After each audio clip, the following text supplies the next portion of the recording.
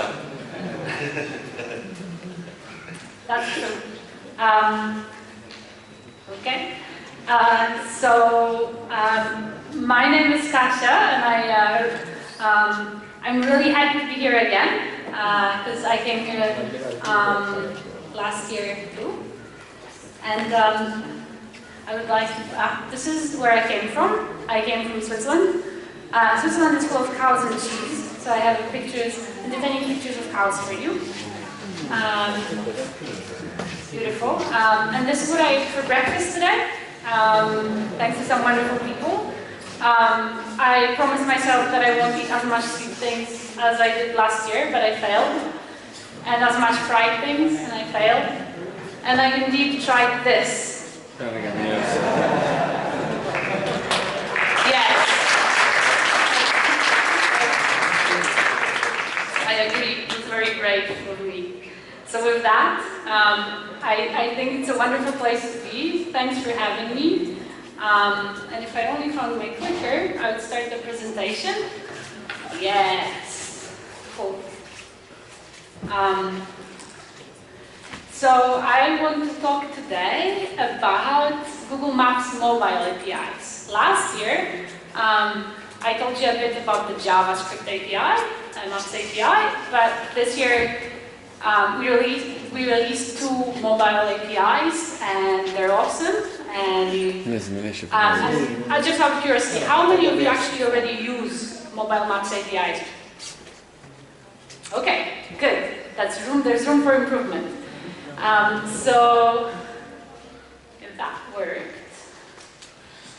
This is my profile. You can find it on kd-f.org if you're interested. Yes, I love horse riding, hiking, yoga, HTML5, and maps, most of all. But what I wanted to start with today is explaining why do I want to talk about mobile. Because people might think, well, I can make a web page and just use a web page, or why do I need to care about mobile? Well, mobile is the future. Me in Zurich, I am the only girl in 23 and 23 guys. Hands up, all girls here. Girls, yay. I'm happy to see you. And I don't know if you look for female role models, but I look for women out there that have something important to say. And one of them, I think, is Mari Mekker. Every year, she makes a report about the state of the internet. And this year, she made a report on what's the current state of the internet. And one of the things she checked was how many people have internet access. And if you see in Italy, it's only 58%. In the USA, it's 78%. And Poland is somewhere there, 65%. I was surprised, actually, that my home country turned out a bit better than Italy. But the big numbers are this one. So who would like to have a guess? What are the two top numbers? The numbers at the top. Any guesses? No? Shout it out if you think something. So the two numbers at the top is the amount of traffic, the penetration of the mobile browsing versus the normal browsing. So 17% of traffic in the internet comes from a mobile device. 34% comes from desktops and generally. No, wait, that doesn't make sense. This was penetration. How many percent of people have access to the internet? So 70% versus 34% in general over the world. And this is how the internet traffic grew. So in 2009, it was 1% of all traffic in the internet was mobile traffic. In 2010, it was already 4%. In 2011, it was 13%. And now it's about 17, 18%. So it's really, really growing. And money-wise, it's also quite a good business. Because the annual growth rate of the money-making business from mobile grows 129%. That means it's not that it says 4 or 5, no, it's twice as much and a bit more every year. So I really encourage you, the link down there, it's a link to the presentation of the state of the internet. It's really interesting. And read more about the lady that wrote it. She is quite an impressive lady. So with that, I would like to talk about what's currently available in our APIs on mobile. We have an API for Android, and an API for iOS. Can you possibly make the... No? Okay. They're pretty consistent.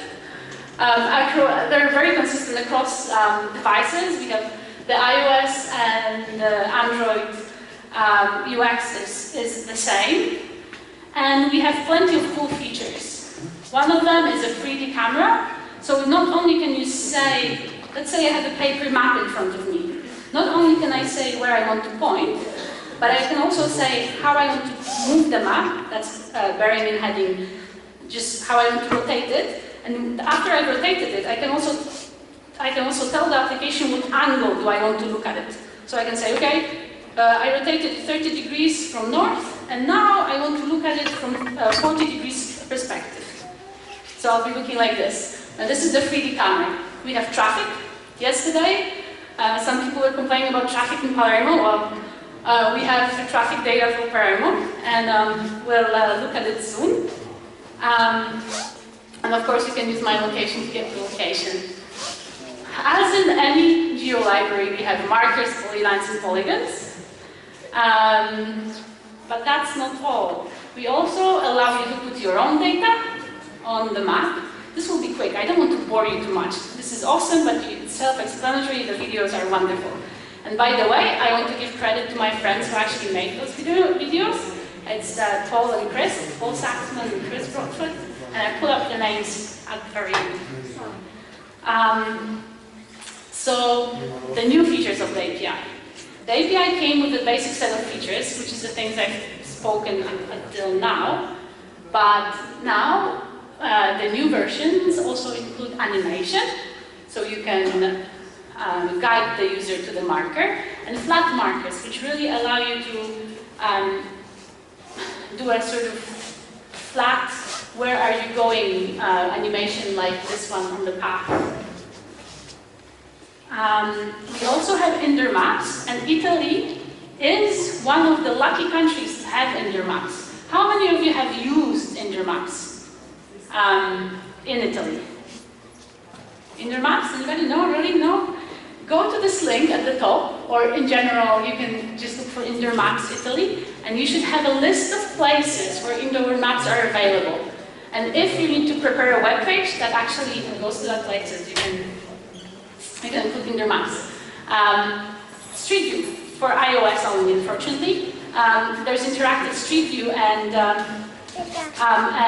you can point the user to exact location by showing them where it is using Street View.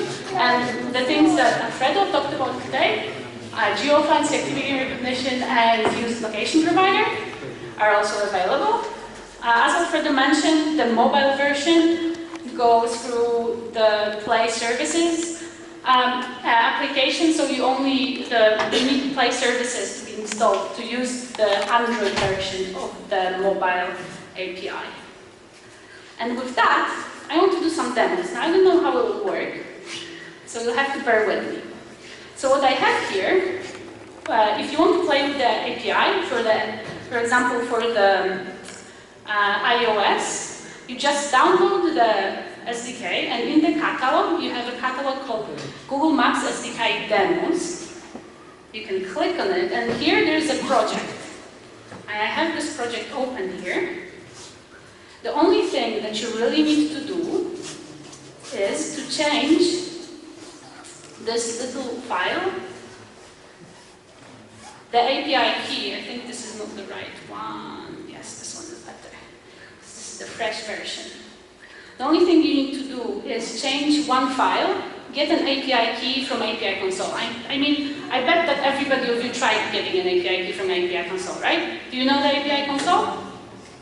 Yes? Yeah. So this is how, the only thing you need to check, get the API key from the API console using the bundle ID of your app. The bundle ID is here, com example SDK demos. And then you can start the simulator. So just flash run, and you have the simulator. And I modified a few samples to show you how things work. For example, if I'm able to scroll, which I'm not. All right. I guess we can sort of see the traffic layer. And this is traffic layer in Palermo, but the traffic layer is not showing, probably because I don't have proper network connection. So ideally here, it would show a traffic layer, and as you see, we are rotating the view a bit, and we are looking at the map from an angle. And if you look at the code,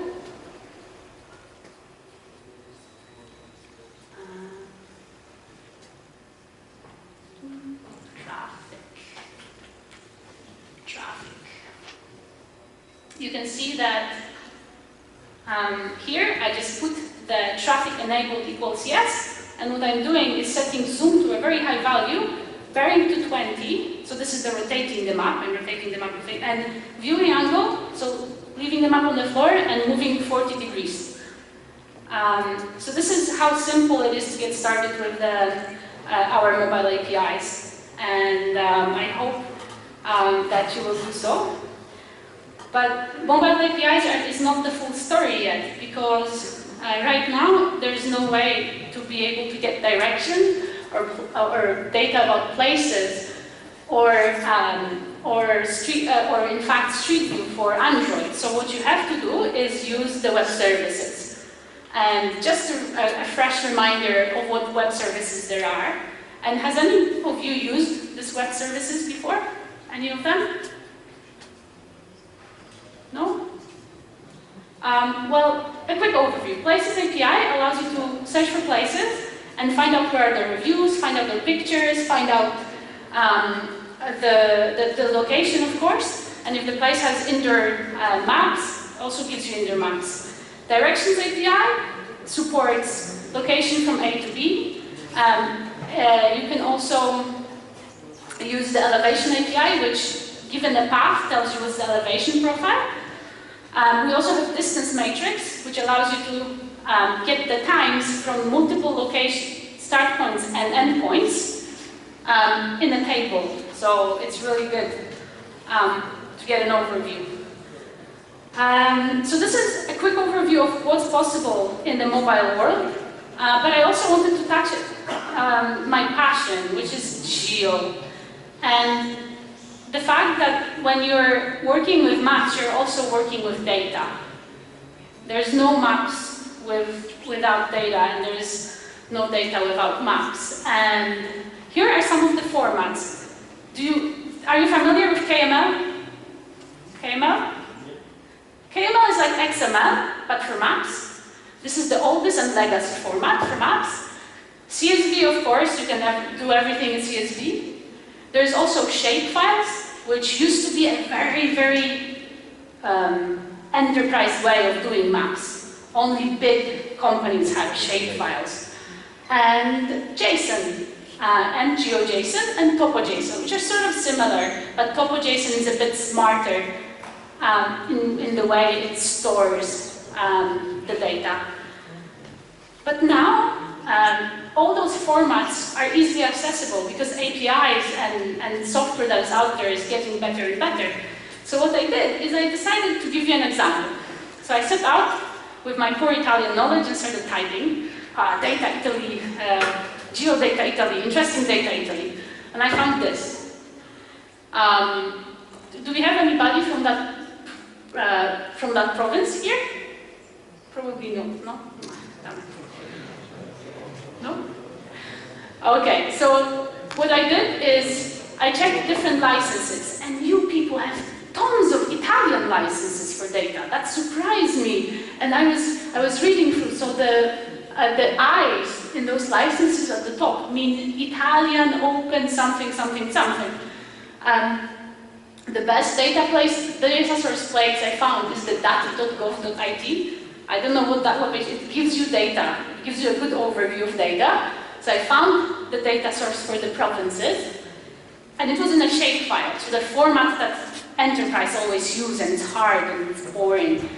But our friend has built something called shapeescape.com, where you simply upload the shapefile and get back the friendly formats, so JSON, CSVs, text files. And so what I did with that is I put it on the map, not the black map. Yep.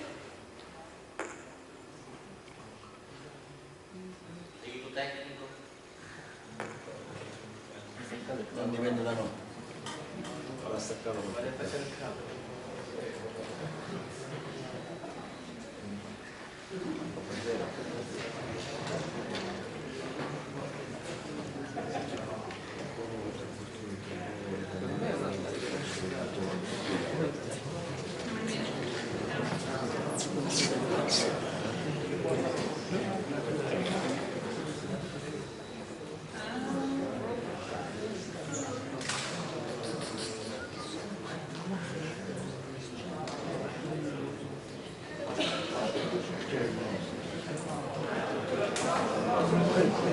Aspetto di Mac.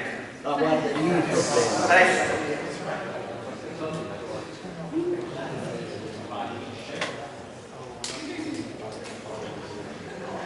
Questo perché non lo so mai. Lo schermo c'è, è un problema di schermo. Di schermo condiviso. Oh, Ce l'abbiamo sempre.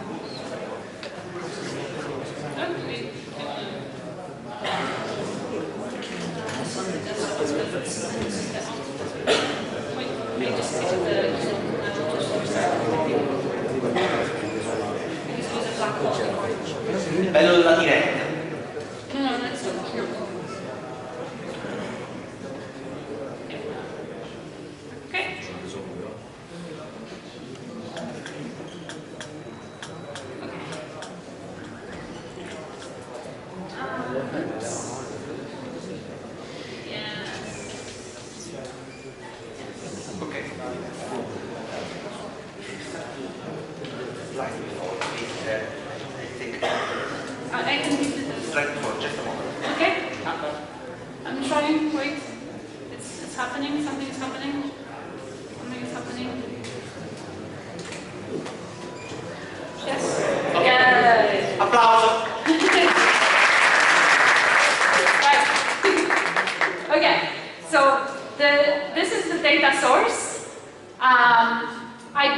I didn't have any fancy data software, so I used www.shapeescape.com, which is a tool that our friend wrote.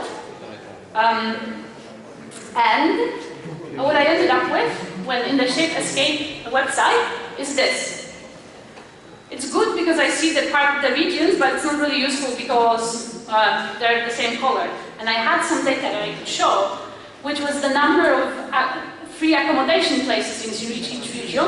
And this is what I did. I looked in the JSON, and then I simply used the JavaScript library in this case to cover it differently. But you can do it also in the mobile SDK, because we also support polygons. And I think that this comes a long way to show you that you have data out there that is available, and you can use this data to put a message across or to do some analysis.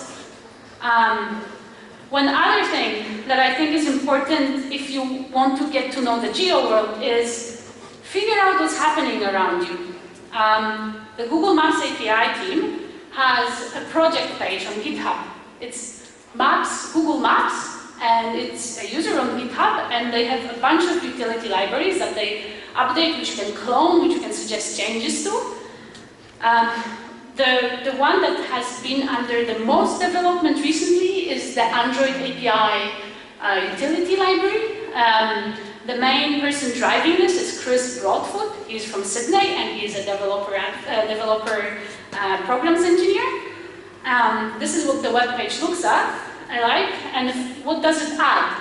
It adds something like bubble icons. So for example, if you have an app with real estate, you can show how much a real estate in a particular region. And this is the code. It's really simple because you're simply using the factory to create an icon that you will be using as a marker. Also, we have a lot of resources on YouTube to help you get started. Only 2 people raised their hand when I asked you if you use the API already. There are videos, for example, getting started with the Google Maps SDK for iOS, which will make you start in split seconds. And if you have an app in App Store already, then you can simply add a map to it really quickly. And I also think that making your app geo will make being mobile easy.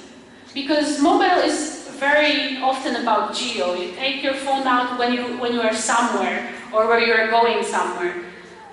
So think about it and try to think how can you geotag and save the data you get from geotags. How you can share and gather geo information, and then after you've done that, how can you use this information to visualize it in an interesting way to make the user either choose your app instead of somebody else's, or to make it go viral on the internet, because maps is really something that goes viral.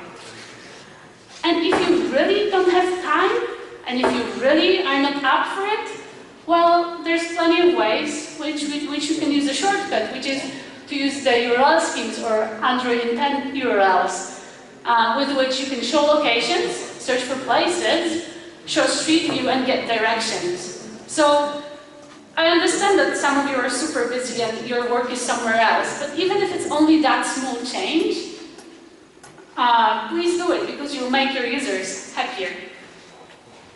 And one last slide is the resources that we have. I think by far the most important is the last one. We've been posting more and more content on YouTube. If you want to look through the maps content and look at the episodes that interest you, developers.google.com/live/maps, and there you can find things you're interested in. How to add a marker with label, how to add street view, how to get started with iOS SDK for maps. So with that, I would like to thank you and open it up to questions or any suggestions, because I'm really open to a discussion about how do you think we can merge the desktop and the mobile world, and what's the future going to bring.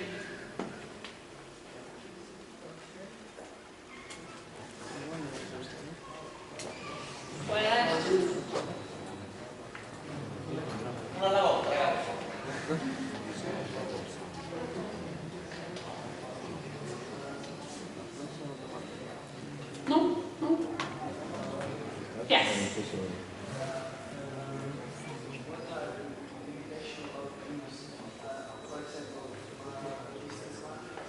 Yes?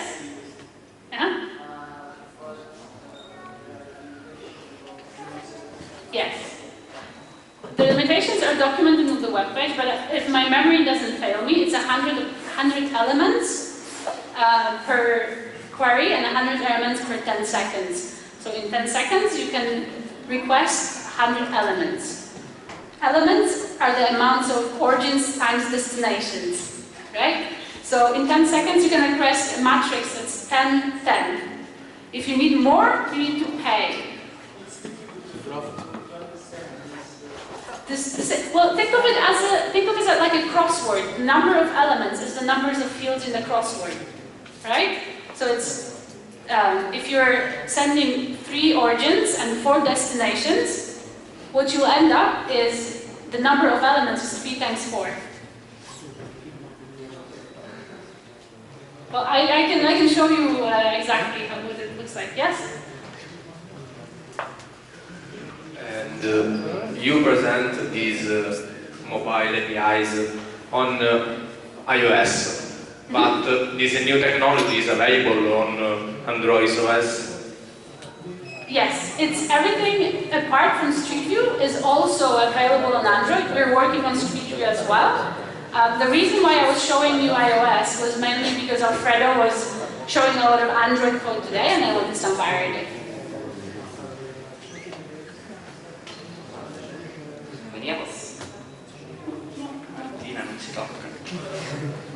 Everybody wants to go get some food. Oh yeah, yes, one more person.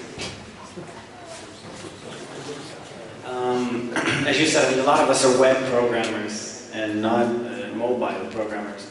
I know that HTML5 has some ability to communicate with the geosensor inside the phone. Yeah, I mean it's coming along, right? When it says this web page wants to know your location, right? Yes. Are there any other tools that you know of that Google provides to help us web programmers develop applications which are more location aware? In JavaScript. Is that about JavaScript?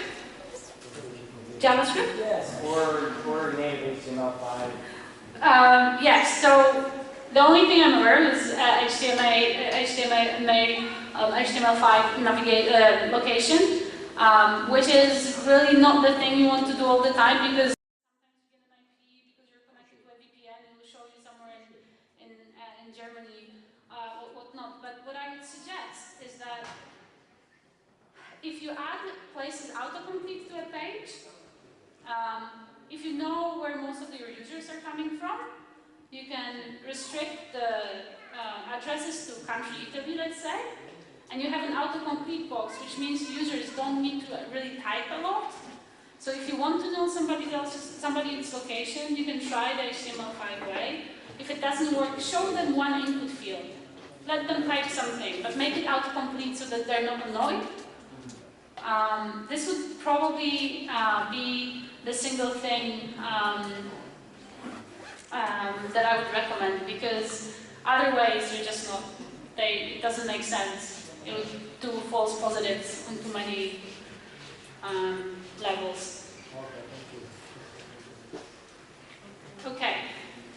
I'm sorry, I see you better now. It was great to be here, and thank you so much for having me. I enjoyed it even more than last of all. I'm not sure yet. I think I'll have to wait for more, but I enjoyed it so much. And if you have any questions about the mobile, Max Mobile SDKs, come over and ask me. I can show you the demos.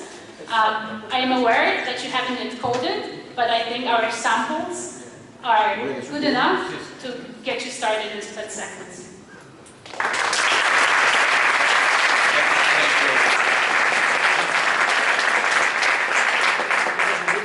Allora, vi ringraziamo per